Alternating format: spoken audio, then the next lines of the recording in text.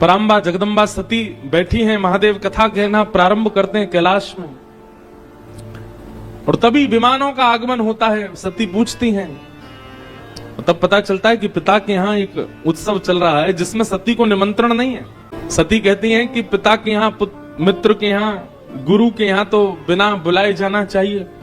महादेव कहते हैं अच्छी बात है, बिना बुलाए जाना चाहिए, पर यह बात याद रहे वहां जाकर के यदि विवाद होता हो तो नहीं जाना चाहिए। हमें पता है कि हमारे जाने से, हमारी उपस्थित होने से वहां विवाद हो जाएगा, तो फिर क्यों जाना। लेकिन बहुत समझाया, सती नहीं मानी। अब सती का भी स्वभाव ऐसा, सती गई, महादेव ने गणों को भेजा, क्योंकि पता था कि महादेव कौन है, दिव्य दृष्टि है उनकी, वे जानते हैं कि वहां उपस्थित होने से कलेश होगा, इसीलिए गणों को भेजा। वहां जाते ही जब देखा कि किसी ने भी प्रेम से चर्चा तक नहीं की, पिता ने तो मुंह फेर लिया सती को देख करके, केवल मां ने बैठ करके बात की। यज्ञ दर्शन करने के लिए जब गई और जब वहां महादेव का स्थान नहीं देखा, क्रोध में भर गई सती, और जितने देवता आए थे सबको सुनाने लग गए। बोले आपको विष्णु नहीं दिखाई दे रहे हैं, ब्रह्मा नहीं दिखाई दे रहे हैं, वे दोनों क्यों नहीं आए? क्योंकि महादेव का स्थान नहीं है, और आप लोग यहाँ मुंह उठाए चले आए। सब आसन पर बैठी हैं नेत्र बंद करके, और महादेव का अपमान सह नहीं पाई, अपनी ही योगाग्नि से दग्ध होकर के अपने तन का त्याग कर दिया। और करना ही था, क्योंकि महादेव त्याग जो कर चुके हैं सती का, अब स्वीकार तो करेंगे नहीं। तो सती ने भी गांठ बांधी है कि अब इस तन से तो मुझे स्वीकार करेंगे नहीं, अब दूसरा तन ही धारण मुझे करना पड़ेगा। देखते ही देखते यज्ञ के मध्य में पंचाग्नि प्रकट हो गई और सती ने अपने तन का त्याग कर दिया।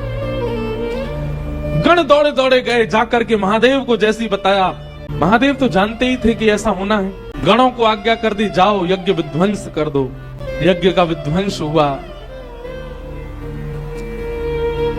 दक्ष का सर धड़ से अलग कर दिया, नंदी का श्राप पूरा किया, भगवान ने आकर के यज्ञ की रक्षा की। नारायण भगवान ने आकर के शिव के क्रोध को शांत किया, बोले यज्ञ विध्वंस मत करो, हम तो यज्ञ की रक्षा के लिए आते हैं पृथ्वी पर। महादेव सती के श्री विग्रह को लेकर के प्रस्थान करने लगे। जहां जहां अंग गिरते गए वहां वहां योग पीठ प्रकट होती गई। संपूर्ण भारत को पवित्र कर दिया सती ने। वही सती अपने अंत में जब शिव चरणारविंदों की कामना करती हैं, अगले जन्म में वही हिमाचल की पुत्री, हिमालय की पुत्री पार्वती के रूप में प्रकट। पार्वती जी के हिमालय में प्रकट होते ही हिमालय का स्वरूप बदलने लगा। सब जगह समाचार पहुंच गया, पर्वतराज हिमालय की पुत्री ने जन्म लिया है। संत जन हिमालय पर जाकर के अपने अपने डेरा जमाने लगे, शुभ संकेत होने लगे, सब जगह भजन साधना आदि सब योग बल प्रारंभ होने लगा। नारद जी महाराज को जब ये समाचार पड़ा कि हिमालय के यहाँ पुत्री ने जन्म लिया है, नारद जी पहुंचे और हिमालय ने खूब स्वागत किया, सत्कार किया। संत पधारे, चरणों में प्रणाम करके अपनी कन्या को जैसे ही गोद में दिया, पूछा महाराज इस कन्या के विषय में कुछ बतलाइए, ये कन्या कैसी होगी, इसके गुण बताइए, इसके बारे में कुछ कहिए ना। आपकी इस लाली में सारे गुण हैं, सर्वगुण संपन्न है आपकी कन्या। और सबसे विशेष गुण पर प्रकाश डालते हुए नारद जी महाराज कहते हैं, आपकी जो ये लाली है ना, ये ब्याह के बाद अपने पति की अति प्रिय होगी। इनके जो पतिदेव होंगे वो इनसे बहुत प्रेम करने वाले होंगे, इसलिए आप बिल्कुल चिंतित मत होइए, आपकी लाली में सारे गुण ही गुण हैं। हिमालय महाराज बोले आप तो गुण ही गुण बताते जा रहे हो, कोई अवगुण नहीं है क्या? तब नारद जी महाराज कहते हैं, हमने आपकी लाली की हस्तरेखा देख करके दो चार कुछ अवगुण हैं, उनको मैंने पढ़ लिया, आप कह रहे हैं तो मैं आपको बता देता हूं। हिमालय महाराज, नैना देवी थोड़े से संकोच में आगे, बोले बताइए भगवान, आपकी लाली का जिनसे ब्याह होगा वो कैसे होंगे? आपके जो दामाद जी होंगे वो अगुण होंगे, उनमें कोई गुण नहीं होगा। आप किसी दूसरे से कह नहीं सकते कि हमारे दामाद जी में ये गुण है, अगुण और अमान, मान रहित होंगे। कभी अगर दामाद जी आए और आप उनका स्वागत सत्कार नहीं करो तो उनको बुरा नहीं लगेगा, क्योंकि वो अमान है। आपके जो दामाद जी हैं उनके माता पिता नहीं हैं। आपके जो दामाद होंगे मतलब आपकी लाली के सास ससुर नहीं होंगे। नैना देवी बोली ये कैसा बेटा? बोले फिर ये इसका जन्म कहां से हुआ? बोले कि पूरे विश्व को यही जन्म देते हैं, आपके जो दामाद जी होंगे इनको कोई जन्म नहीं देता। नारद जी को इतना सच भी नहीं बोलना था, पहले ही डरा दिए माता पिता इतने। हिमालय महाराज तो बिल्कुल नेत्रों में आंसू आ गए। ऐसी सुकोमला, ऐसी प्यारी पुत्री, और उस पुत्री के लिए ऐसा वर बता रहे हैं। नारद जी कुछ करिए ना। ये तो पूरा माता पिता को जीवन भर यही प्रतीक्षा रहती है कि हमारी बेटी कितनी भी सुंदर हो, कितनी भी योग्य बने, पर उसका दामाद, उसका जो पति हो वो बहुत सुंदर आवे, बहुत सहज आवे, उसके अनुकूल आवे। आप कैसा बता रहे हैं? हमको तो बड़ी घबराहट हो रही है मन में। इसका एक उपाय हो सकता है। क्या? बोले जितने गुण लक्षण हमको पार्वती जी की रेखा देख करके और इनके मस्तिष्क को पढ़ करके दिख रहे हैं, ये सारे गुण लक्षण यदि किसी दैव पुरुष में हो और उनसे इनका ब्याह हो जाए तो मंगल हो जाएगा। हिमालय बोले ये सारे अवगुण किसमें हैं? बोले इनको अवगुण नहीं है। ये अवगुण संसार में हो तो अवगुण है, पर यही अवगुण यदि किसी देव में चले जाएं तो सारे सद्गुण बन जाते हैं। और ये सारे अवगुण जो यहाँ सुने गए हैं सब महादेव में घटित होते। करना क्या होगा? आपकी लाली के होने वाले वर में जो जो दोष हैं वो केवल और केवल अब तप से ही दूर हो सकते हैं। तप से महादेव प्रसन्न होंगे और महादेव ब्याहने के लिए आ गए, तो सारे अवगुण सगुण बन जाएंगे। आप जाओ, जाकर के अपनी पुत्री को कहो कि वो तप करना प्रारंभ कर। ये व्रत की जो परंपरा है ये पार्वती जी से ही प्रारंभ हुई है। और जैसा तप बता करके गए, पार्वती जी का ऐसा तप हुआ। उस तप के बाद आकाशवाणी होने लगी। बोले हे पार्वती जी, हे जगदम्बा पराम्बा, हे हिमालय पुत्री, आप जिस कारण से तप कर रही हैं आपका तप निश्चित पूर्ण होगा, और जिनकी प्राप्ति के लिए आप तप कर रही हैं वो आपको प्राप्त होंगे। और अब यहाँ महादेव की स्थिति सती जी के जाने के बाद की बता रहे हैं। एक तो महादेव पहले से ही वैराग्य रूप में रहते हैं, लेकिन राम जी का स्मरण करते हैं और जहां भी कथा होती है महादेव बिन बुलाए पहुंच जाते हैं और पूरी कथा श्रवण करते हैं। केवल राम राम राम चिंतन करते हैं। सती के जाने के बाद महादेव ने ऐसा व्रत किया, ऐसा तप किया राम जी का कि राम जी को प्रकट होना पड़ा। परंतु राम जी प्रकट होकर के महादेव से कह रहे हैं हमको वरदान दे दो। महादेव से बोले हम आपसे बहुत प्रसन्न हैं, आपके भजन से बहुत प्रसन्न हैं, अब हम आपसे कुछ मांगना चाहते हैं। शंकर जी हंसने लगे। बोले क्या, आपको क्या दूं? आपके पास तो सब कुछ है। बोले बस हम कुछ मांगना चाह रहे हैं, वो हमको दे दीजिए। बोले क्या चाहिए? हिमाचल की पुत्री, हिमालय की पुत्री पार्वती जी से आप जाकर के विवाह करो। बस यही वरदान हमको दे दीजिए कि हम इन नेत्रों से आपका विवाह देखना चाहते हैं। शंकर जी जैसे ही राम जी के वचन सुने, वचन सुनकर के शंकर जी ने कोई दूसरा विचार मन में आया नहीं, राम जी की आज्ञा मानने को स्वीकार हो गए महादेव। सप्त ऋषियों को बुलाया और सप्त ऋषियों को बुला करके कहा कि राम जी ने एक कन्या ढूंढी है हमारे लिए, हिमालय की पुत्री है, आप जाकर के उसकी प्रेम की परीक्षा लेकर के आओ। सप्त ऋषि हिमालय की उस कंदरा में गए जहां पार्वती बैठ करके तपस्या कर रही थी। सप्त ऋषि लेने के लिए गए थे परीक्षा, पर दूर कंदरा में बैठी हुई जैसे ही गौरी को देखा, पार्वती जी को देखा, तो सप्त ऋषि बोले उनको कन्या नहीं दिखाई दी, उनको पार्वती नहीं दिखाई दी, तो बोले साक्षात तपस्या ही मानो बैठी हो, ऐसी लग रही है पार्वती जी कि महादेव की आज्ञा है जाकर के इनकी परीक्षा लें। सप्त ऋषियों ने जाकर के परीक्षा ली। बोले बताओ ए कन्या, तुम यहाँ बैठ करके क्यों तपस्या कर रही हो? तुम्हारी तपस्या का कारण क्या है? पार्वती जी कह रही हैं मेरे गुरु नारद ने आकर के जिनके वरण के लिए मुझे आज्ञा की है, मैं उन्हीं महादेव की प्राप्ति के लिए यहाँ तप कर रही हूँ। पार्वती जी की बात सुनकर के सप्त ऋषि हंसने लगे। बोले किनसे ब्याह करना चाहती हो? बोले महादेव से। बोले वो महादेव जिनका रहने का ठिकाना नहीं, खाने का ठिकाना नहीं, पीने का सोने का ठिकाना नहीं, भभूति रमा करके जो रहते हैं, भूत प्रेतों के बीच जो रहते हैं, अरे जिनके ऊपर छत भी नहीं है, आकाश ही जिनकी छत है, ऐसे महादेव जिनके खुद के पहनने के वस्त्र दूसरे नहीं होते, उनसे तुम ब्याह करना चाहती हो? भूखी रह जाओगी, भोजन तक नहीं मिलेगा तुमको।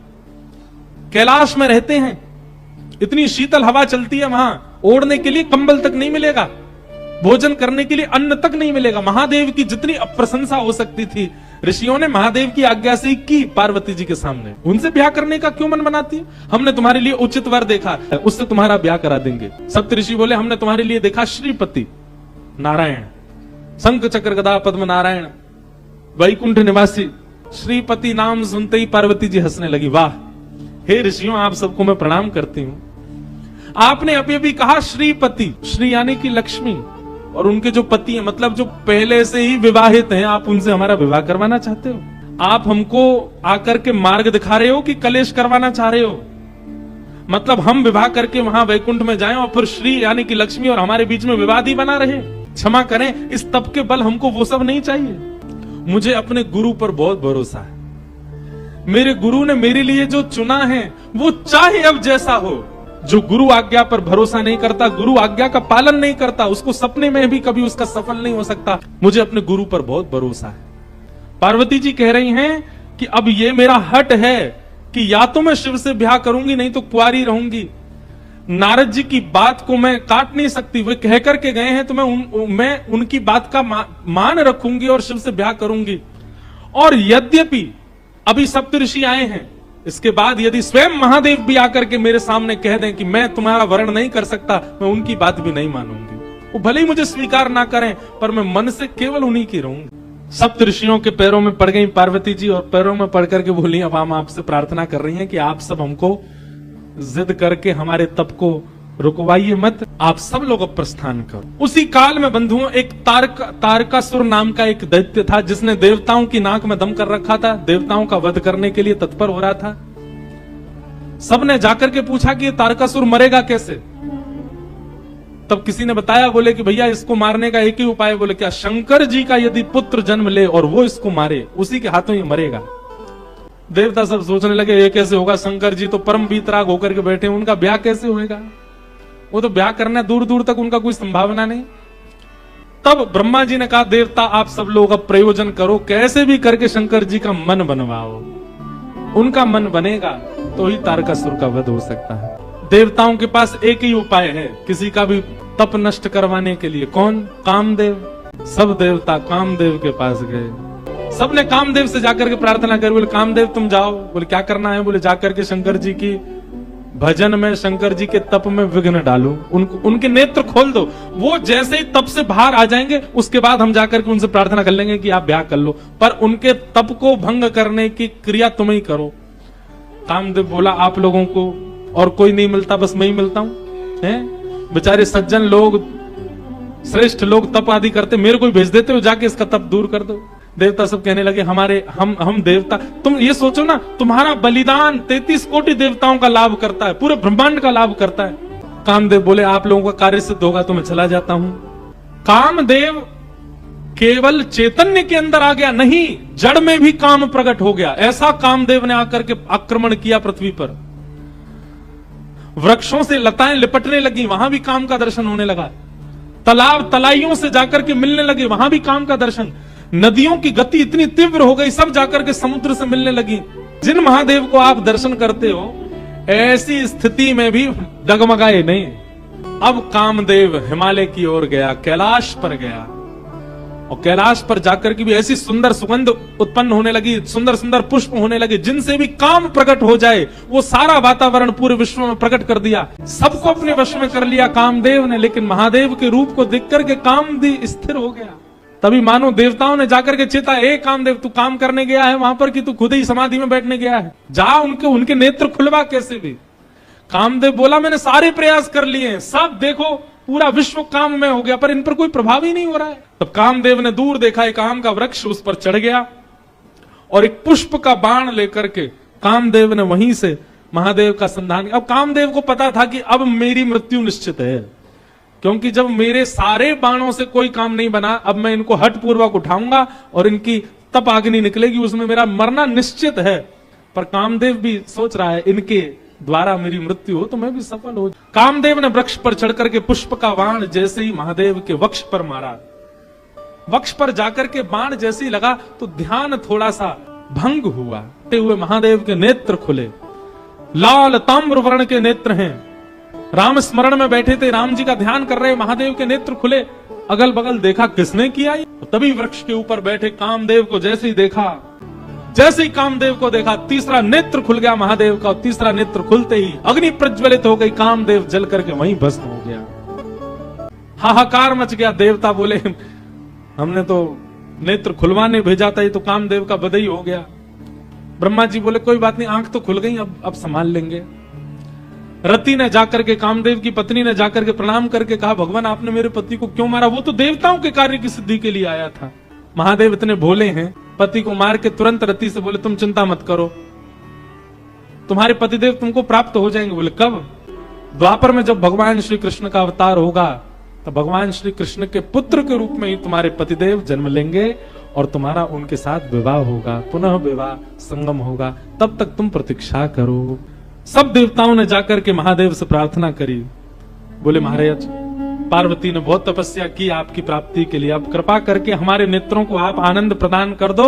इन नेत्रों के सामने विवाह आपका देखने का हमारा बहुत मन है। ब्रह्मा आदि देवताओं के विवाह के प्रस्ताव को सुनकर के महाराज महादेव जी ने सर हिलाया। बोले ठीक है, क्योंकि मूलतः तो राम जी पहले वरदान मांग के चले गए ना, उनके बात को हमको पूरी करना है। तभी सप्तऋषि जिनको परीक्षा लेने के लिए भेजा था, उन्होंने आकर के महादेव को बताया। बोले महाराज, हम परीक्षा लेकर के आए हैं और आपकी जो होने वाली कन्या है वो सकुशल है। अब हम जाकर के हिमालय महाराज को आपका थोड़ा यश सुना दें। सप्तऋषि गए हिमालय महाराज के पास, जाकर के उन्होंने कहा आपकी पुत्री जिनके लिए तप कर रही है वो साक्षात महादेव हैं और महादेव बारात लेकर के आएंगे, आप अपने पूरे नगर की तैयारियां करो, सुंदर बनाओ, देवी देवता सब पधारेंगे।